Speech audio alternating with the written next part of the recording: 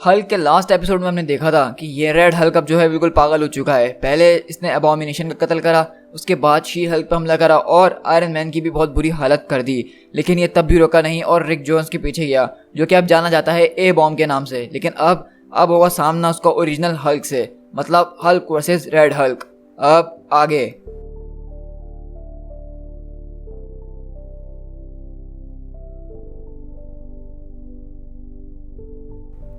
मेरा नाम है ओआटू द वॉचर और मैंने इस ड्यूटी के लिए कसम खाई थी कि इस गैलेक्सी के अंदर जितनी भी कोई भी क्रिटिकल मूवमेंट होगी, चाहे वो नोन हो या अननोन हो, मैं उसको देखूंगा ज़रूर। लेकिन चाहे कुछ भी हो जाए, चाहे मेरा उसमें कितना भी कंसर्न क्यों ना हो, मैं उसमें इंटरफेयर नहीं करूंगा।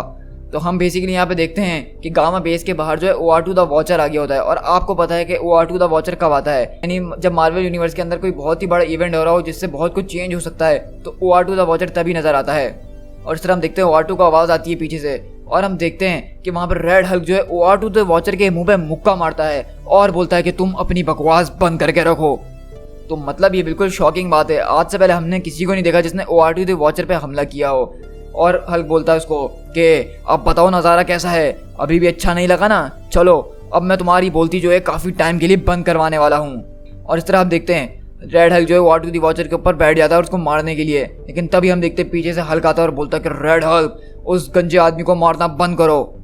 तो रेड हल्क बोलता है कि हल्क मैं तो तकरीबन भूल ही गया था कि तुम भी यहाँ पे मौजूद हो, इसके लिए मैंने बहुत वक्त इंतज़ार करा है। तो वहाँ पे हल्क बोलता है कि रेड हल्क ये बात समझ लो कि हल्क को कोई नहीं हरा सकता है, क्योंकि हल्क ही सबसे ज़्यादा स्ट्रॉन्गेस्ट है।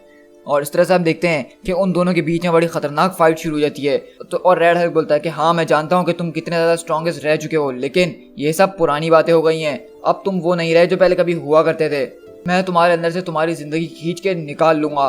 तुमने जितने लोगों की ज़िंदगी बर्बाद करी है, मैं उन सब का बदला आज यहाँ पे लेके रहूँगा।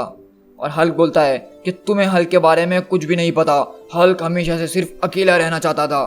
तो रेड हल्क बोलता है कि सही बात है, सही बात है, तुम अकेला रहना चाहते थे, उसके बावजूद तुमने इस पूरे प्लेनेट के ऊपर एक वॉर लेकर आ गए और आधे से ज़्यादा न्यूयॉर्क सिटी को तुमने बर्बाद कर दिया। मैं इस बात का ख्याल रखूंगा कि तुम बिल्कुल अकेले रहो, लेकिन वो तुम अपनी कब्र के अंदर रहोगे।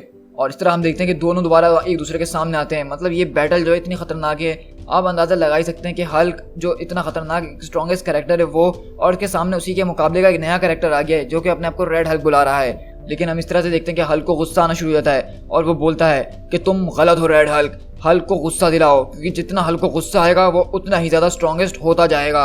और इस तरह हम देखते हैं कि हल्क जो है रेड हल्क की ज़बान की पिटाई कर रहा होता है। लेकिन वहीं पर रेड हल्क उसका पंच रोकते हुए बोलता है कि हाँ मैंने ये सब बहुत सुन लिया है, लेकिन ये चीज़ जो है तुम्हारे दुश्मनों के साथ अच्छी लगती होगी, लेकिन इससे पहले तुम्हारा कभी मेरे जैसा दोस्त नहीं बनाना। और इस तरह से हम देखते हैं कि रेड हल्क जो है वो बेसिकली हमें ऐसा लग रहा है कि वो एक ट्रेंड इंसान है। मतलब उसकी बातों से और उसकी जो हरकतें हैं, उसके जो मूव्स हैं, मतलब वो हल्क की तरह जो है सिर्फ उल्टे सीधे पंचेस नहीं चला रहा है, बल्कि वो पूरे पूरे दाव लगा रहा है, उसके हाथ पकड़ रहा है, उसका गला पकड़ रहा है, मतलब उसके वीक पॉइंट्स वो जानता है।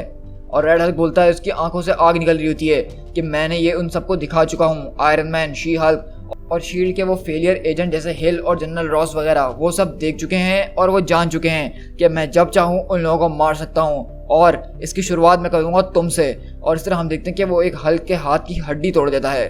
तुम्हारा हाथ जो टूटा है ये पेन की सिर्फ शुरुआत है, एबॉमिनेशन की डेथ तुम सबके लिए एक वार्निंग थी जो तुम लोगों के साथ अब होने वाला है।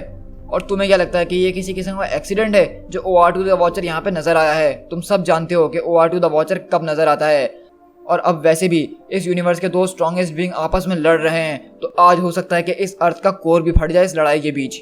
और वहीं पे हम देखते हैं कि हल्क की जो है वो हालत बुरी हो रही होती है, वो बेहोश हो रहा होता है। तो रेड हल्क बोलता है कि तुम्हें बेहोश होने की अभी इतनी जल्दी ज़रूरत नहीं है, मुझे बैनर नहीं हल्क चाहिए, मैं हल्क से लड़ने आया हूँ।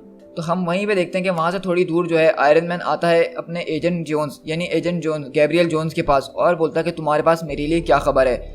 तो बोलता है कि जैसा कि मैं कमांडर हिल से भी पहले कह चुका हूँ कि मैं बहुत टाइम से एजेंट हूँ, लेकिन इस तरह के सरप्राइजेस मेरे लिए भी बहुत ज़्यादा रेयर हैं। और जैसा कि मेरे पुराने बॉस कहा करते थे निक फ्यूरी कि मुझे सरप्राइजेस बिल्कुल भी पसंद नहीं है। ये पूरा एरिया जो है ये गामा रेडिएशन से भर चुका है और यहाँ पे हर तरफ हमें फुटप्रिंट्स नज़र आ रहे हैं जो कि ग्लास के तौर पर अर्थ के अंदर चिपक गए हैं। तो आयरन बोलता है कि हाँ ये सेम चीज़ हमने रशिया के अंदर भी देखी थी जहाँ पे उसने एबॉमिनेशन का मर्डर किया हुआ था। क्या तुम्हारे पास इसके अलावा कुछ और है मुझे बताने के लिए? तो गैब्रियल बोलता है कि नहीं, फ़िलहाल मेरे पास सिर्फ यही खबर है, लेकिन मैं ये तुम्हारे साथ डिस्कस तब तक नहीं करना चाहता था जब तक तुम मेरे पास ना आ जाते।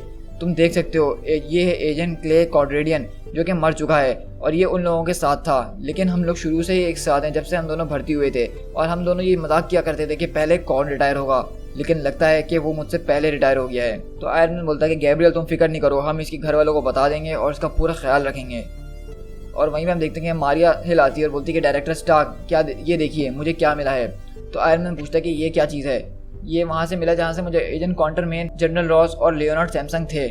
तो मारिया बोलती है कि ये एक कोड है और इस कोड की हालत देखिए, ये इस कोड को देख के लग रहा है कि ये पूरा गामा एनर्जी से भरा हुआ है। तो आयरन मैन बोलता है कि इसकी ये हालत किसने करी होगी।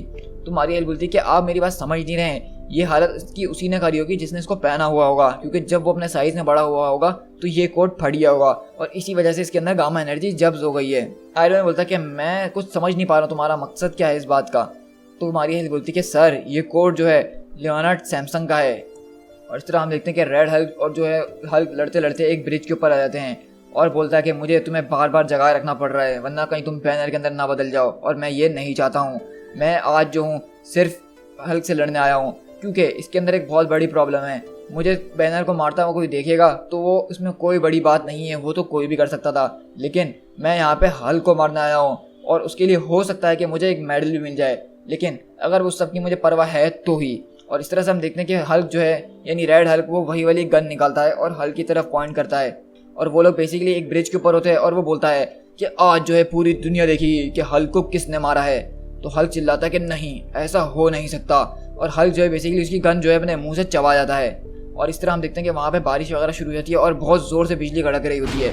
और इस तरह हम देखते हैं रेड हल्क जो है हल्क को बहुत ज़्यादा मारना शुरू कर देता है ब्रिज के ऊपर ही और बोलता है कि इस फाइट के लिए मैंने काफ़ी बार सोचा है, काफ़ी अलग अलग सिनेरियोज प्लान किए हैं कि मैं तुम्हें किस तरह से डिस्ट्रॉय करूं, लेकिन हर बार का आउटपुट और एंडिंग अलग अलग आती थी। लेकिन अब इस बात से कोई मकसद नहीं होता क्योंकि अब मैं जीत रहा हूं। मेरी स्ट्रेटजी मैंने अपनी ज़िंदगी जी है सिर्फ इसीलिए ताकि सिर्फ तुम ये जान सको कि तुम इस दुनिया में स्ट्रॉन्गेस्ट नहीं हो।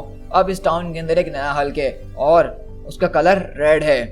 अब इस टाउन के अंदर, इस दुनिया के अंदर ऐसा कोई नहीं जो मुझे हरा सकेगा। तो वहीं से आवाज़ आती है बिजली कड़कते हुए कि क्या तुमने कहा कोई नहीं, मगर मैं ऐसा नहीं समझता बीस्ट। आज की रात तुम मेरे हैमर के आगे झुकोगे और मैं कसम खाता हूँ जैसा कि मैं हूँ माइटी थॉर। और इस तरह से हम देखते हैं यहाँ पे कि रेड हल्क से लड़ने के लिए थॉर आ गया होता है। To be continued.